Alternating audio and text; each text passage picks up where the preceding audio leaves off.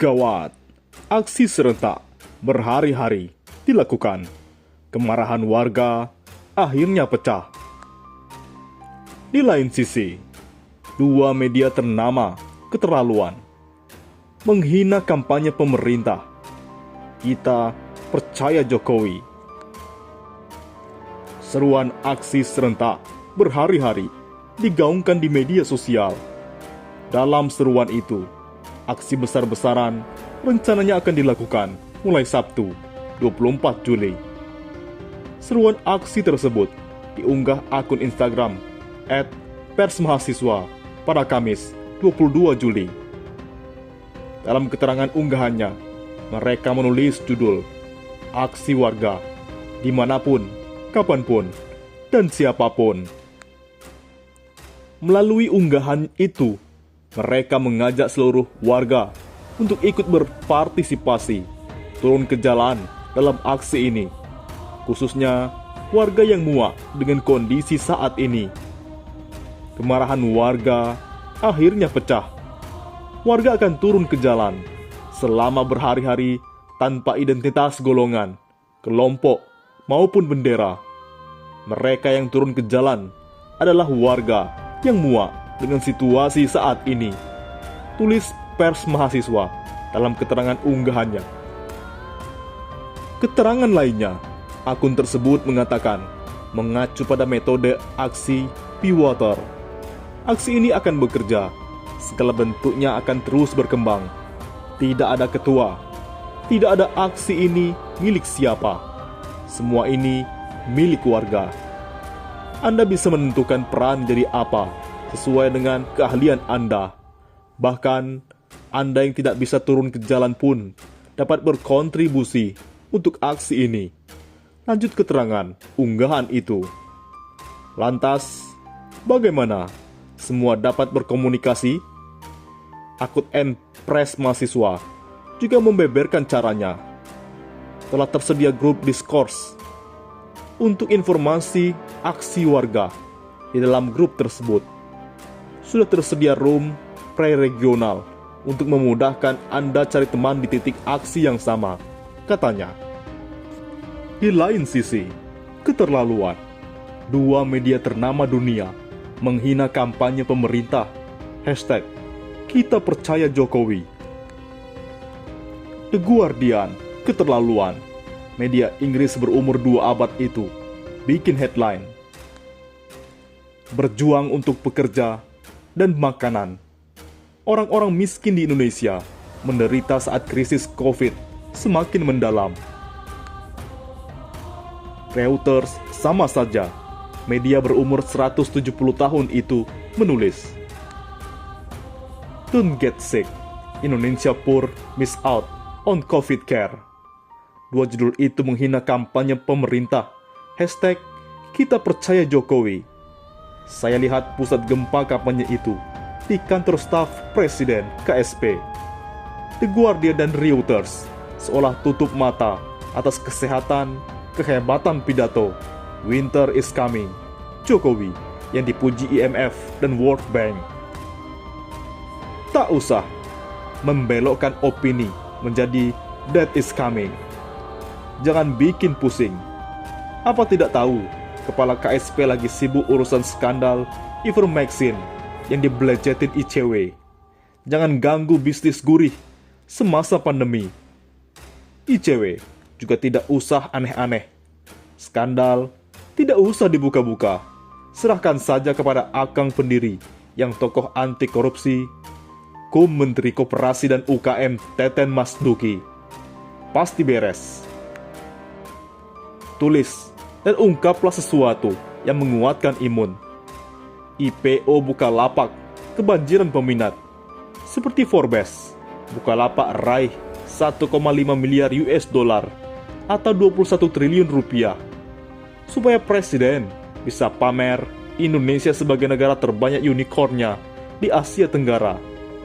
Tulis besar-besar, valuasi GoTo tembus 572,9 triliun rupiah.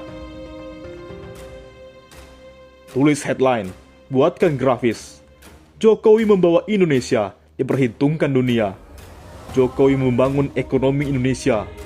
Jokowi membangun Indonesia. Berbakat juga, saya jadi pendengung bazar pemerintah. Tapi sayang, tidak digaji. Saya baca di Kontan, pemerintah masih butuh tambahan anggaran 55,21 triliun rupiah untuk penanganan COVID-19, termasuk perlindungan sosial. Alokasi sebelumnya 699,43 triliun rupiah menjadi 744,75 triliun rupiah. Rasanya kita perlu hubungi Menko Polhukam Mahfud MD buat tambal kekurangan itu. Pertimbangannya bukan karena beliau ahli hukum dan mantan ketua Mahkamah Konstitusi, tetapi karena beliau melantik Satgas BLBI sekaligus salah satu pengarah. Logikanya begini. Pertama, jika pembunuh dalam sinetron Ikatan Cinta saja bisa beliau analisis dan ungkap dengan cepat, berarti obligor BLBI yang berhutang 110,4 triliun rupiah dan sampai kini pemerintah masih menanggung biaya bunganya, harusnya bisa cepat ditangkap dan disuruh segera kembalikan pokok, denda, dan bunganya.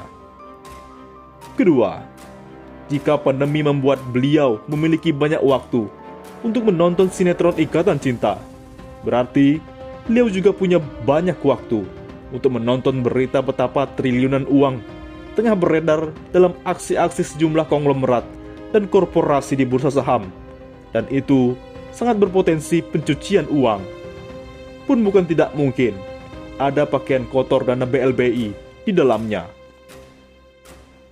Ketiga, jika beliau bisa mengulas alat bukti pidana sesuai pasal 184 KUHP dalam peristiwa pembunuhan di sinetron Ikatan Cinta, harusnya beliau bisa mengarahkan Pokja pelacakan Satgas BLBI yang di dalamnya ada BIN dan PPATK untuk melacak dan menelusuri data debitur, obligor, jaminan, harta kekayaan lain yang siapa tahu mau dicuci lewat bursa saham. Simple dan masuk akal logika saya, kan? Tak perlu jadi dekan Fakultas Ekonomi dan Bisnis serta rektor UI macam Ari Kunchoro untuk berlogika seperti itu, yang malah ujungnya nanti kita ribet harus kasih hadiah jabatan komisaris Bank BUMN. Amanat TAP MPR 10 MPR 2001 jelas melakukan tindakan yang tegas terhadap para pelaku yang terbukti secara hukum terlibat dalam kasus penyimpangan BLBI. Bisa dikejar hingga ahli waris dan pihak-pihak lain yang bekerja sama. Tertulis dalam Kepres 6 2021 tentang Satgas BLBI. Audit BPK tahun 2006 ada, saya lampirkan di bawah. Data dan dokumen 22 obligor nakal di Satgas BLBI ada. Semakin lama ditangkap, semakin leluasa mereka putar-putar aset. Salah satunya, pencucian uang lewat bursa, termasuk IPO. Gejala nyata, menggunakan perusahaan rugi, belum lama berdiri. Skala tidak terlalu besar agar mudah dimainkan volatilitasnya. Menggunakan banyak proksi, menyelembungkan dengan perusahaan cangkang supaya pengendali sesungguhnya tersembunyi. Publikasi gencar untuk memikat publik dan seolah perusahaannya memiliki reputasi bagus. Menggait pejabat negara untuk memuluskan regulasi dan lobi. Ada upaya mengakali pajak. Silahkan amati tren saat ini. Perusahaan yang baru rencana-rencana menjadi digital sangat marak. Terutama bank-bank kecil yang mesin ATM-nya saja mungkin belum ada. Memblow up valuasi dan prospek masa depan. Menduduki 10 besar emiten dengan kapitalisasi pasar besar. Pemainnya para konglomerat, blocking iklan di mana-mana. Masa tidak bertanya, siapa saja yang beli saham IPO triliunan begitu? Bahkan diberitakan, oversubscribe sampai 6 miliar US dollar atau 84 triliun rupiah. Kan bapak saya yang pensiunan satpam pabrik obat tidak mungkin menyerap saham triliunan begitu. Di Insight Kata Data mengkonfirmasi siapa saja yang pesan saham IPO Bukalapak. Kebanyakan adalah investor asing dan dari Singapura. Kalau retail sedikit, tuh, Bisa jadi asing beneran, bisa jadi aseng. Orang Indonesia juga, tapi pakai kendaraan badan hukum asing. Bukan tidak mungkin, tahun 2016 mereka memanfaatkan teks amnesti. Saat ini memanfaatkan booming digital-digitalan. Tidak gampang mengusut pencucian uang dan menagih obligor. Perlu waktu, harus antisipasi perlawanan balik mereka. Nanti merusak iklim investasi, menimbulkan sentimen negatif pasar. Harus ada mutual legal assistance. Ya, memang susah bos. Yang gampang itu menangkap tukang bubur pelanggar PPKM dan menghalau pasukan biker di Lenteng Agung pakai barakuda. Salam cuci uang.